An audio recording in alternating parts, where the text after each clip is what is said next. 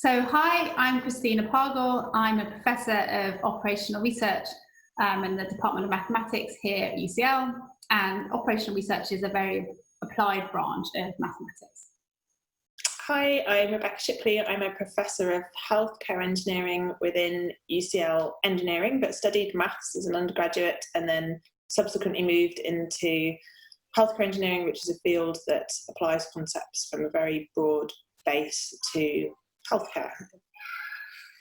So Becky and I, obviously, we both studied maths, and we thought it might be helpful for people thinking of coming to study maths here at UCL for us to talk a little bit about why we did maths, how we ended up where we are, and what we think like the main benefits of doing maths we are. And also we're colleagues and friends, and we think it's quite interesting to see how we took quite different paths to end up working together now. So Becky, why don't you start? Why is it that you decided to study maths? Yeah, it's interesting to think back, really. So I remember as a teenager, I was interested in pretty much all subjects. Like for a long time, I liked art subjects, I liked history, English, languages. And I think I really found maths in particular kind of when I was 15, 16, I guess around GCSE time. Honestly, I just enjoyed it. So I decided to pick maths and further maths, physics and chemistry for A-levels. I think a lot of it was down to being really lucky and having great teachers. But I honestly followed my nose. I had no career plan. I had no particular career ambitions. I think I just felt like if you're going to study something at university for a few years, you should study something that you enjoyed. And I think I also had the advice that you couldn't go too far wrong by studying maths. It would give you lots of options. So I decided to give it a go. How about you? Yeah. It was a bit different for me in that I also liked loads of different subjects at school, and particularly for me it was kind of history or science. But then I kind of decided about 15 that I really wanted to be a physicist. So I was all set to study physics. Well, first it was chemistry. And then when chemistry became more about physics, I thought, no, I'll do physics. And then when I was doing physics and I was reading kind of popular science books at the time, I thought, oh, actually, it's all maths. So maybe if I study maths, that gives me kind of better options, or it doesn't play with the doors and it keeps everything open. Yeah. So I decided to do a maths degree. And then I guess that kind of leads on to the next question, which is how did you get to where you are now? So I'll just continue. So I did go and do physics. I did a physics master's and then a PhD in physics, and was a physicist for several years. And it wasn't that I didn't like physics. I did. It turns out I was better at maths than I was at physics, but also I really missed kind of connecting to the real world. I kind of missed this idea that I wasn't directly helping or contributing. And while I was doing physics, I kind of read about this branch of maths called operational research, and how it could be applied in healthcare and health sciences to really help hospitals and the NHS think about planning, how it plans its services, how it improves things for patients. And it was basically lots of probability and stats. I really like probability.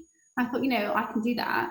And came to UCL, 15 years ago, and never really looked back. What about you?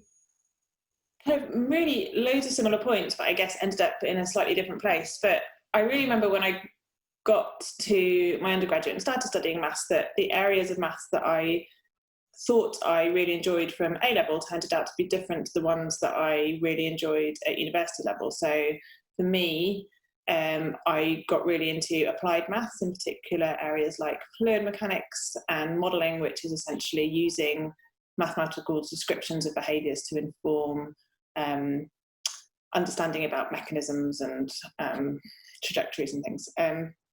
So for me, I moved quite quickly into applied maths, and then found out about a field called mathematical biology, which is again where you use maths as a tool to understand mechanisms in biology and try and make predictions which can inform decision making, for example, in healthcare. So again, I kind of really followed my nose. I was lucky. I had the opportunity to do a PhD in an area of mathematical biology and with a supervisor who I really liked and got on with, so I did that. But again, really had a connection to using everything that I'd learned from my maths degree and from using maths as a tool in these kind of settings to have an impact on healthcare and the medical world in general. And I think when I'd started my degree, I had no perception that you could end up using maths as a tool in that kind of way. So I then subsequently moved into engineering, which is a really very fluid boundary between applied maths and engineering. But for me, it meant that I was that bit closer connected to the kind of end user or the application area. And now I work in a field where I spend most of my time talking to medics and people in hospitals and biologists and biochemists, and really working in really highly collaborative projects to combine all those different disciplines together, which is really exciting. And it's really interesting spending your time with people with loads of different backgrounds and learning from each other. I think that might be one of the most surprising things to me, is just how collaborative my work is. Yeah. Together. And for the last 6 weeks, we've both been spending a lot of time working on the pandemic and working like right next to clinicians at the front line, trying to help them improve what's happening. And it's actually been incredibly, well, for me, it's felt like a real privilege to be able to help. I completely agree. I think I would never have realised that we could have contributed in this kind of setting, but it's hugely motivating and a complete privilege to be able to work with, you know, healthcare professionals and workers who are on the front line making decisions and using bits of kit and dealing with this kind of pandemic. And, you know, there's a real role for approaches from maths and engineering in contributing to that level of understanding. So just to end up then, in one sentence, why do you think someone should study maths?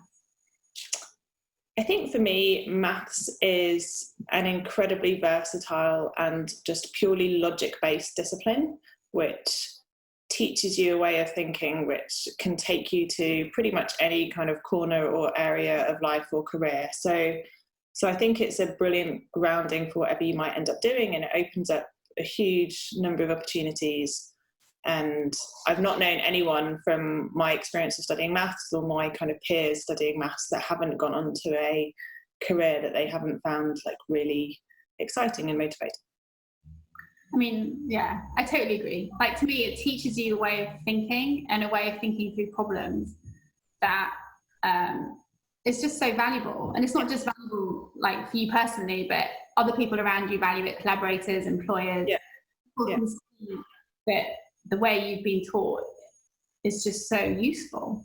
And you know, when I was doing a maths degree, I don't think I appreciated it. I don't think I thought it that way. I would just say, oh, I'm doing probability today, I'm doing quantum theory or general relativity or whatever it is. But looking back, the common theme for all of it is just how it teaches you to approach things and how you understand assumptions and evidence and how people lead to each other. And I mean, it's just so useful even 20, 30 years later. So I guess come study maths at UCL. Yeah, it's a fantastic degree.